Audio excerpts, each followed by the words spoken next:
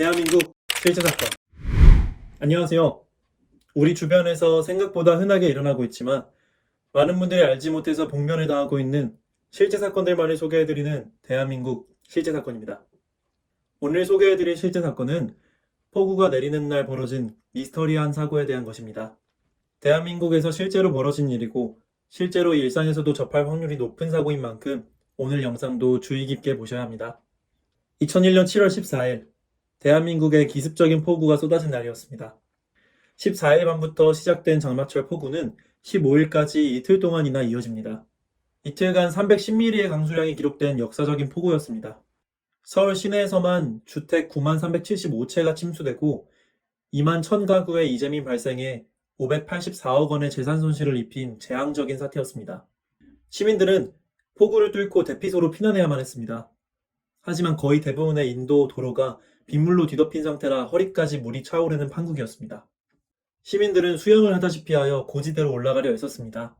그런데 이때 정말 충격적인 일이 발생합니다.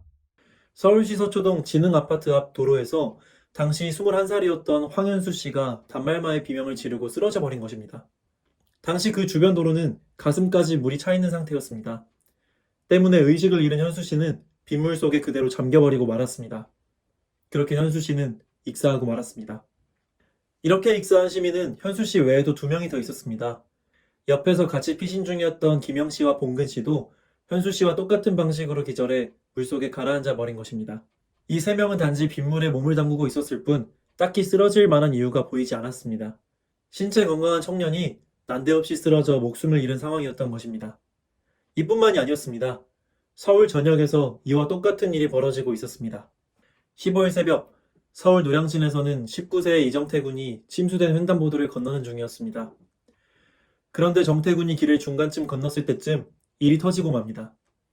정태 군이 횡단보도 가운데서 갑자기 의식을 잃고 고꾸라지고 만 것입니다. 정태 군 역시 현수 씨와 마찬가지로 2번 다시 일어나지 못하게 되었습니다. 다만 특이한 점은 당시의 횡단보도는 현수 씨의 사망 상황처럼 전신이 가라앉을 정도의 침수 상태는 아니었다는 것입니다. 현수 씨는 익사라는 뚜렷한 사유가 있지만 정태군은 아무 이유 없이 쓰러져 죽은 것처럼 보였습니다. 의문의 돌연사는 서울에서만 일어난 일이 아니었습니다. 인천 작전 1동에서 체육공원 인근 도로를 지나던 박기선 씨와 곽정원 씨 2명도 빗길을 가다가 갑자기 쓰러졌고 곧 숨졌습니다. 광명시에서도 똑같은 형태로 4명의 행인이 사망했습니다. 광명 4동의 조미령 씨는 광명사거리역 9번 출구의 가로등 옆에 서 있다가 쓰러져 사망했고 광명 2동의 배은영 씨 역시 횡단보도를 건너려고 기다리던 중 그대로 숨지고 말았습니다. 7월 14일에서 15일 사이에 전국에서 돌연사한 행인은 무려 19명에 달했습니다. 이날의 폭우 사태에서 사망한 총 인원은 40명이었습니다. 그런데 이 40명 중에 19명이나 되는 인원이 의문사를 당한 것입니다. 사망한 19명은 왜 빗길 위에서 갑자기 숨져버린 것일까요? 그리고 이 사고와 똑같은 상황이 2005년에 반복됩니다. 2005년 6월 26일 장대비가 쏟아지던 날이었습니다. 인천의 한 주택가에서 16살의 학생 김선진 양이 빗길을 걷고 있었습니다. 그런데 선진 양의 발이 빗물이 흐르는 맨홀 위에 올라가는 순간 선진은 비명을 지르고 그대로 쓰러져 버렸습니다. 지나가던 38세 행인 추병훈 씨가 선진을 발견, 달려가 일으키려 했습니다만 선진 양의 팔을 잡은 직후 병훈 씨 역시 똑같이 쓰러지고 말았습니다. 다행히 병훈 씨는 병원에 옮겨져서 무사히 살아남을 수 있었습니다만 선진 양은 쓰러진 그 자리에서 세상을 떠나고 말았습니다. 2001년 폭우 사태와 똑같은 현상이 일어난 것입니다. 이들은 대체 왜 갑자기 쓰러져 급사했던 것일까요? 비가 내리는 날 빗물에 좀 접촉했다고 사람이 죽었다니 참으로 기이한 일입니다. 언뜻 봐서는 합리적인 이유를 알아내기 힘든 기이한 사건들입니다. 이 사건들의 미스테리를 파헤치기 위해선 사건들이 가진 공통점에 주목해야 합니다. 그건 바로 멀쩡하게 활동하던 사람이 한순간에 허물어지듯 쓰러져 사망했다는 것입니다. 그리고 사건 당일에 비가 쏟아지고 있었다는 공통점도 있었습니다. 사망한 시민들은 전원이 물에 접촉해 있거나 아예 몸을 담그고 있는 상태였습니다. 이렇게 인체가 물과 접촉한 상태일 때 물을 통해 충격을 줄 수 있는 요인이 무엇일까요? 네, 그건 바로 전기입니다. 2001년 폭우에서 목숨을 잃은 19명의 시민들, 2005년에 맨홀을 밟다가 쓰러져 죽은 여학생은 모두 전기에 감전되어 사망하고 만 것입니다.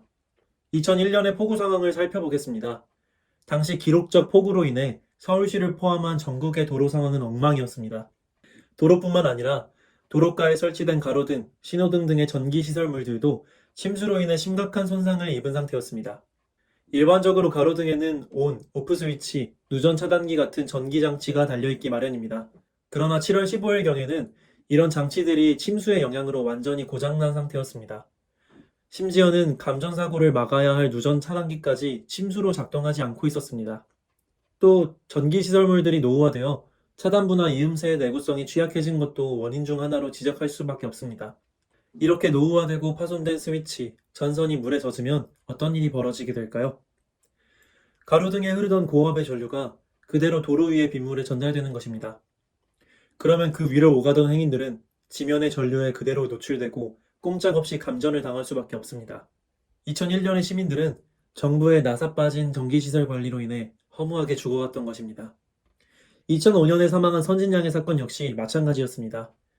2001년에 참사를 겪고도 대한민국의 전기시설물 관리 상태는 여전히 미비했습니다.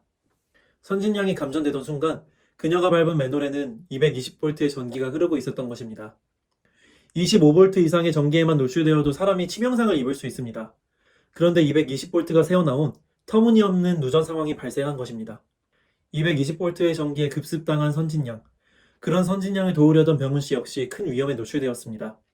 비가 오는 상황에서 감전된 사람을 붙잡았으니 전기가 그대로 병훈씨의 몸으로 흘러들어오고 만 것입니다. 다행히 병훈씨는 완치되었지만 감전사고는 큰 후유증을 남길 가능성이 높으니 정말 아찔한 일이었습니다. 지금까지 설명드린 사고는 모두 인재라고 볼 수 있습니다. 전기시설물에 대한 해이한 관리가 시민들을 죽음으로 몰아넣은 겁니다. 그런 실태를 보여주는 한 조사 결과가 있습니다. 2005년 당시 서울시에서 전기시설물의 누전 탐사를 실시한 적이 있었습니다. 조사 결과는 참혹했습니다. 서울시 2개 구에서 약 500개소의 누전 지점이 탐지됐다고 합니다. 그 누전 지점 대부분이 가로등이었습니다. 2001년에 참사를 겪고서도 나아진 게 하나도 없었다는 것입니다. 자, 그럼 여기서 정리를 해보겠습니다. 비가 쏟아지는 날 도로나 맨홀을 지나가다가 발생하는 감전사고를 예방하기 위해서는 어떻게 해야 할까요? 정답은 고무장화를 신는 것입니다.